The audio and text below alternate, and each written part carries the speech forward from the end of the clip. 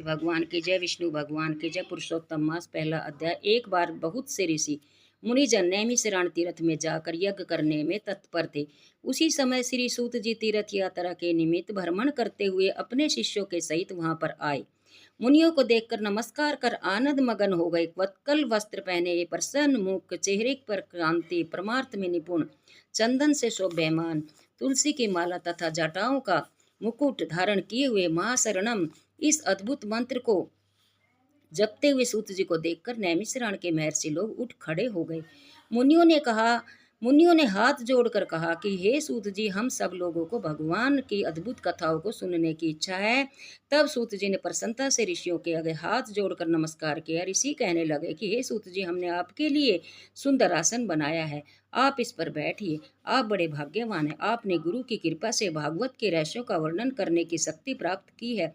इस संसार सागर में हजारों बातें सुनने योग्य है, परंतु उनमें जो भी सार वस्तु हो, संसार सागर डूबते हुओं को पार करने के लिए जो शुभ श्रेष्ठ कथा आपके विचार में हो वही बतलाइए।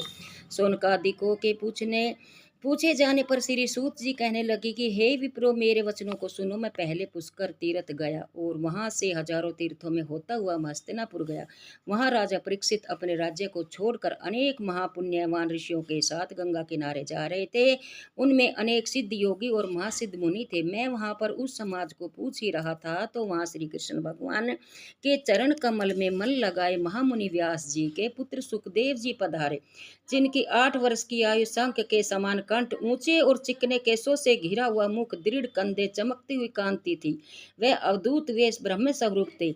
ऐसे महामुनि सुखदेव जी को देखकर सब मुनि हाथ जोड़कर खड़े हो गए। तब मुनियों के बनाए हुए कमल चक्र जैसे ऊंचे आसन पर सुखदेव जी को बिठाया गया। उस आसन पर बैठे हुए ज्ञान समुद्र को चंद्रमा सुखदेव जी ऋषियों की पूजा को ग्रहण कर ऐसे शोभ्यमान हुए जैसे तारागण में चंद्रमा शोभ्यमान होता है। बोलो विष्णु भगवान की जय। प्रथम अध्याय संपूर्णम। पुरुषोत्तम मास का जय। श्री कृष्ण विष्णु भगवान की जय।